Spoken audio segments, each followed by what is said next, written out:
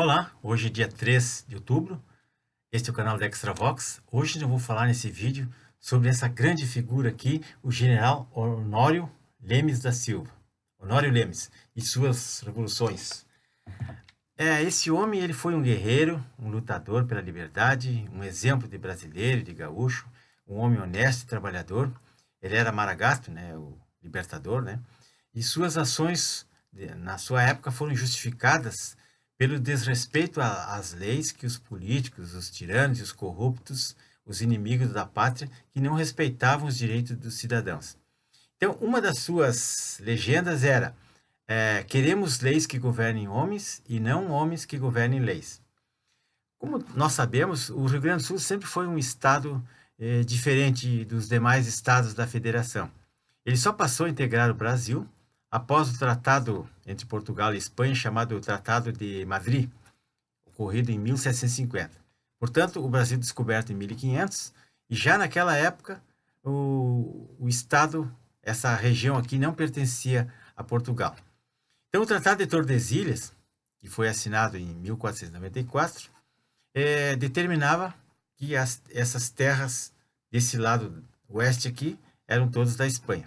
O Rio Grande do Sul, então, depois disso, ele se tornou o calcanhar de Aquiles do país, né? Aqui o garrão do país, o estado mais meridional.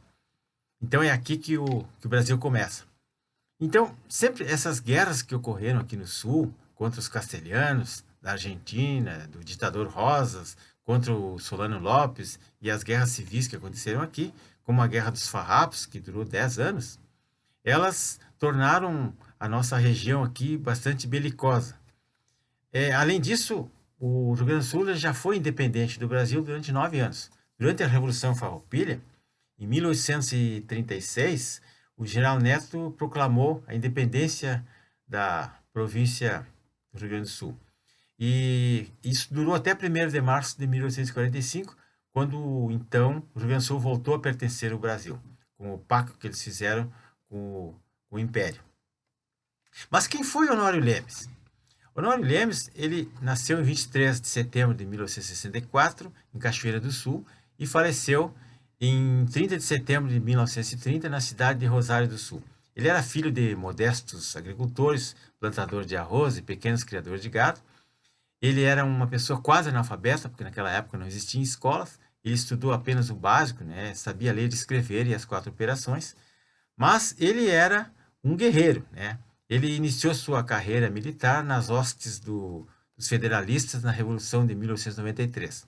E quando terminou a Revolução, ele saiu no posto de coronel. Ele era um profundo conhecedor da geografia do Rio Grande do Sul, principalmente da chamada Serra do Caverá, na fronteira, onde ele estabeleceu seu quartel-general. Ele morreu com 65 anos de idade, com tuberculose, que na época era uma doença que não tinha cura.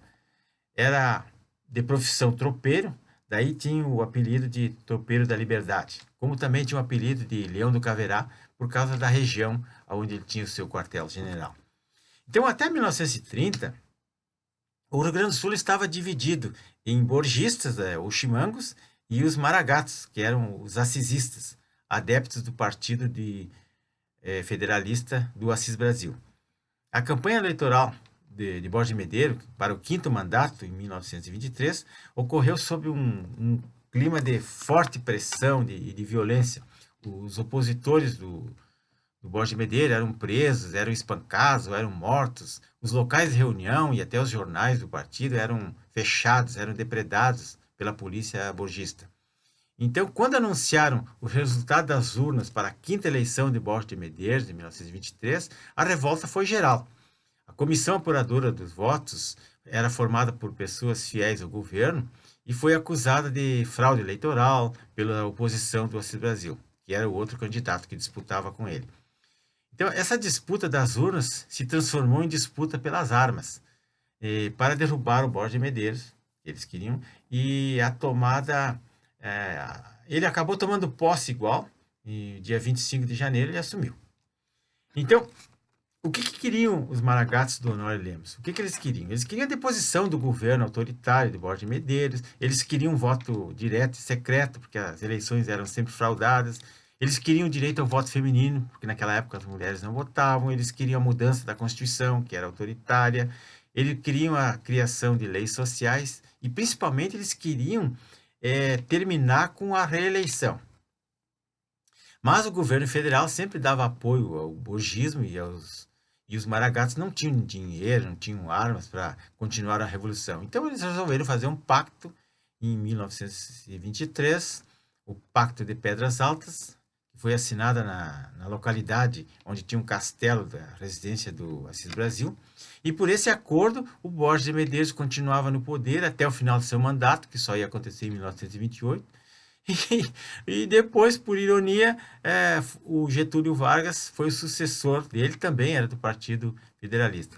Só que Getúlio, ele liderou a Frente Ampla, ele unificou o Rio Grande, juntou os dois partidos e assumiu o governo do país depois, dando aquele golpe que derrubou Washington Luiz na presidência do governo do Brasil em 1930.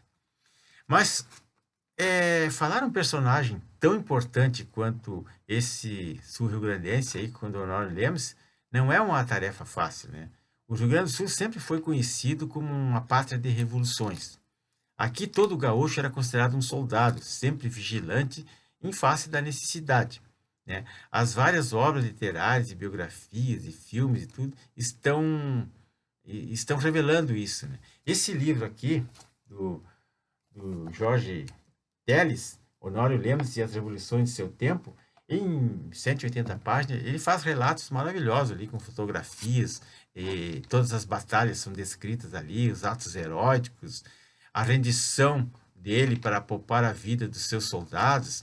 Existe um livro do nosso maior escritor aqui, o Érico Veríssimo, chamado O Tempo e o Vento. No terceiro volume, trata de maneira romanceada da biografia e da vida familiar e política do general Honório Lemos. Tem também aquele filme, Os Senhores da Guerra, que mostra cenas de batalhas, muitas batalhas, dezenas de batalhas, que envolveram esse general gaúcho aí, Honório Lemos.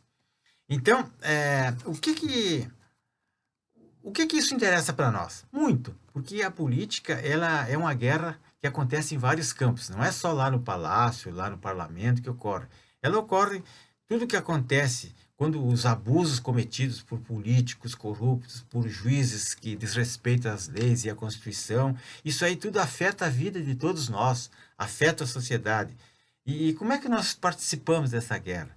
As nossas únicas armas que nós temos agora é a internet, né? É, é a maneira que nós temos de protestar, de compartilhar, de comentar e de criticar é através das redes sociais hoje em dia. Então, portanto, peço a todos que se inscrevam nesse canal ou no outro canal qualquer de direita para poder compartilhar, para poder comentar essas coisas, porque essas situações afetam a todos nós.